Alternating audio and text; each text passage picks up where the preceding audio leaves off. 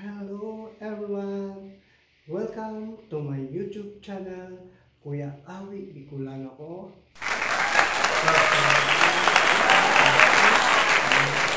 Sa kalagayan, kahit saan man kayong lupalog ng daigdig. Guys, ngayon po sa araw na ito, mayroon po akong i-share sa inyo na aking naranasan sa araw na ito. Talagang itong araw na ito, September 3, Sunday. Actually guys, talagang sa buhay natin, talagang mayroon talaga tayong mga bagay na talagang ma-experience na hindi natin makalimutan. So, ngayon guys, ang na-experience ko, dahil gusto kong magpahinga, maging sapat ang pahinga natin, after ng aking lunch, nagpahinga ako sa along Timog area, barangay Laging Handa, along Timog area sa may Scout Toscano corner Santiago. So talagang yung oras na yun, talagang yun na siguro yung time na talagang ika nga yung hindi natin inaasahan na mangyari sa ating buhay. So after ng ating lunch, talagang ugali ko talagang after ng lunch, kailangan kong makahiglit o makatulog man lang at least 1 hour or 2 hours. So nung time na yun, talagang gusto kong inantok na talaga ako. Kasi siyempre, dahil bago tayo, di ba, pagkatapos natin kumain, so talagang hindi maiwasan, talagang aantokin tayo. So yun, yung pagkataon na yun, talagang naghihilip ako para ma-preserve ko ulit yung aking katawan na ma-maintain yung ating energy. Dahil kapag ikaw ay driver, kahit sino naman kailangan talagang magpahinga. So kailangan talagang makatulog. Yun ang aking mindset araw-araw. Kailangan rest, magpahinga tayo. So habang ako ay natutulog, dahil yung weather dito sa NCR, sa Manila, ay pagbabago. May time na init, then bibiglang ulan. So ang ginawa ko, dahil maliwalas yung panahon, medyo mainit konti, so in-open ko na yung door ng sasakyan. So habang ako ay natutulog, talagang kumbaga sinikyo ko naman yung gamit ko para lang marinig ko kung mayroong tao. So ang kasamaan palad, paggising ko, natulog ako past 1, tingnan pa yung oras sa cellphone, 1:09 PM. And nagising ako 2 PM above na, mga 2:10 na yun. So yun, paggising ko, nagulat ako, yung sombrero ko na kinugal ko doon sa aking cellphone, na mayroong cellphone carrier. So paggising ko, wala na yung sombrero. So nagulat lang ako, na-shock ako. So yun, talagang hindi ko inasahan na mangyari ito sa akin sa araw na ito, September 3, Sunday. So kaya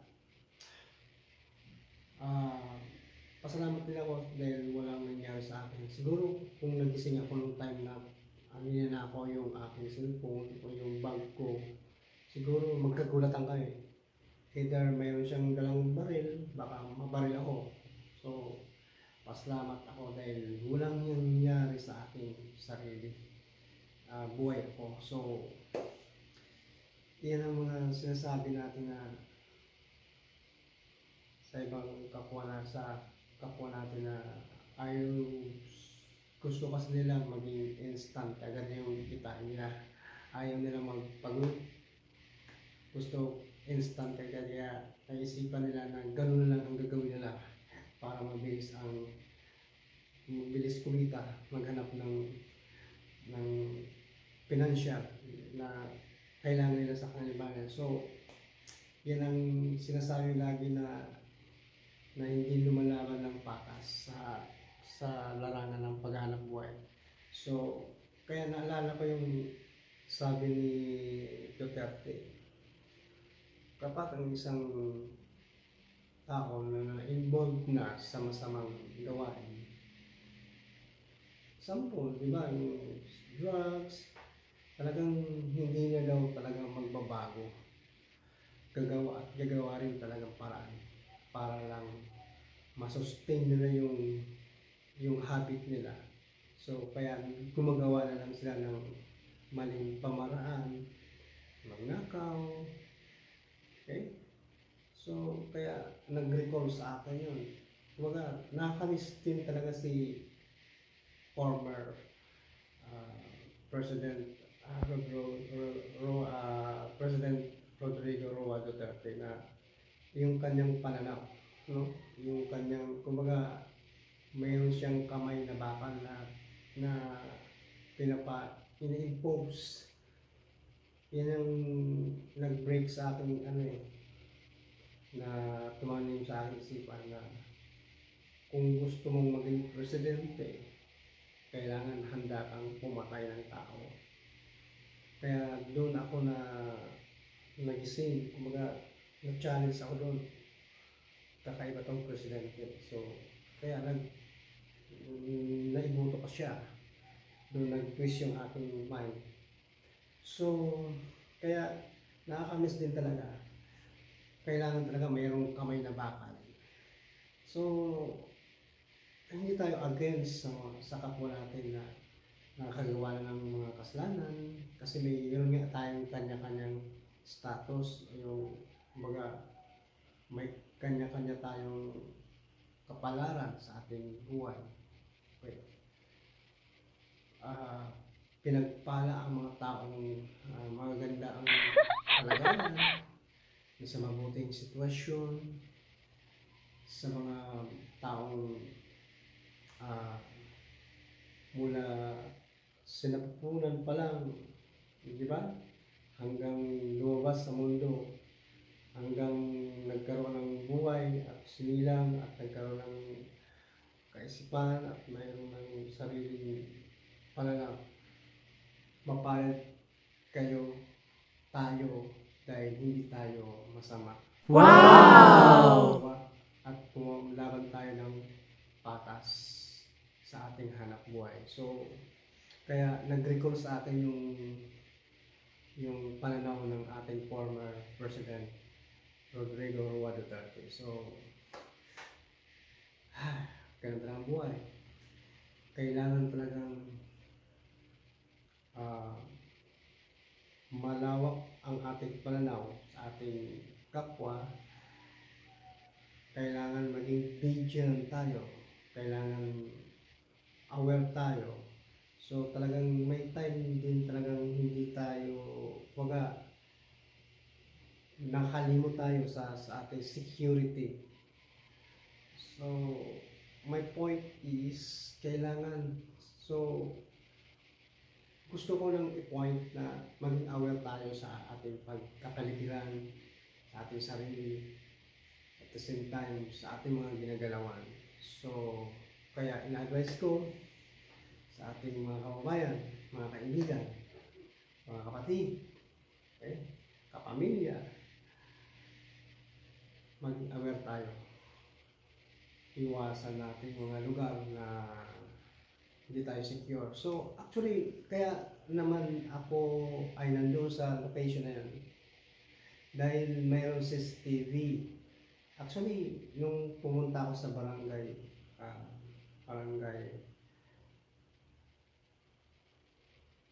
Laging Handa, mayroon silang CCTV kaso lang shutdown yung ibang yung ibang location. So, isa lang yung gumagana. So, hindi naman natin sinisisi yung barangay.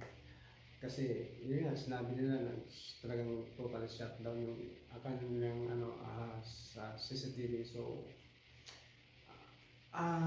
ganoon lang na kailangan tumulong din tayo sa ating mga kawani ng ating mga barangay, LGU, kung ano man yung i-impose nila, kailangan maging aware din tayo kung ano man yung mga pinapanukala nila na batas, kailangan natin sundan. So, kung ano yung dapat bawal na puntahan, na mag-stay, sumunod na.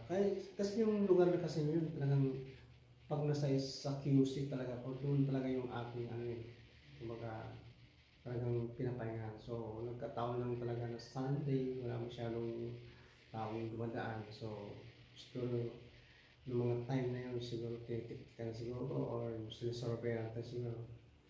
So, yeah, that's life. What's better na hindi tayo kumbaga pasalamat lang tayo na hindi tayo walang nagawa sa ating sarili at sa ating sarili na hindi kami nagkagulatan. Kung mahirap daw kung nagising ako at nagkagulatan ako, baka mamaya mabaril ako or masaksak ako.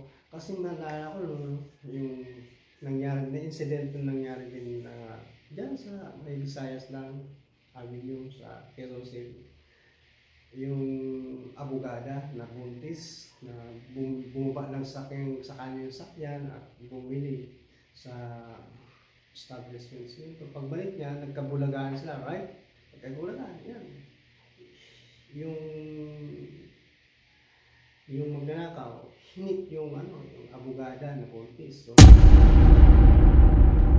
yung abogada. So, talagang pasalamat lang tayo na hindi walang nangyari sa atin at kung kayo din ka-experience na ganun sitwasyon, kung napanood nyo man ang aking video, ito ay kinikwento ko lang para maging awareness kayo at tayo lahat sa ating mga pinupuntahan at pinagalawan. Kahit saan ka man naroon, I hope na itong video na ito at yung aking naranasan, I hope na ito yung maging isa tong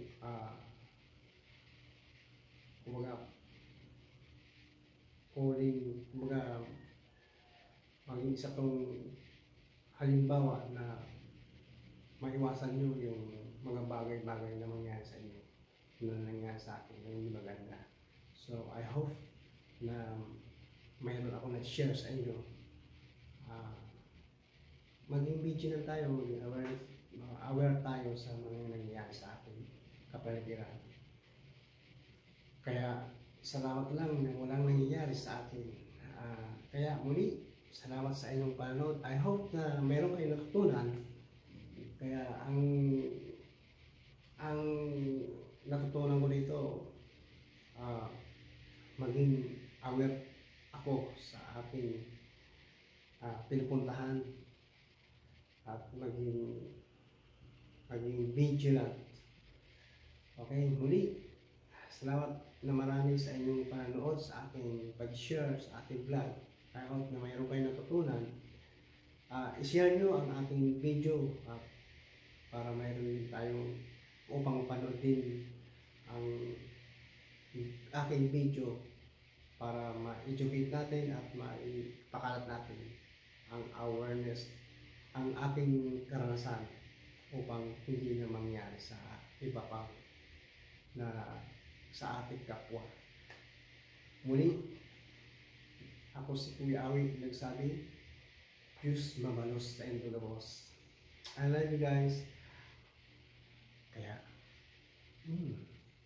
Mag-ingat kayo ha. Huwag niyo kuntraran. I love you. I love you guys.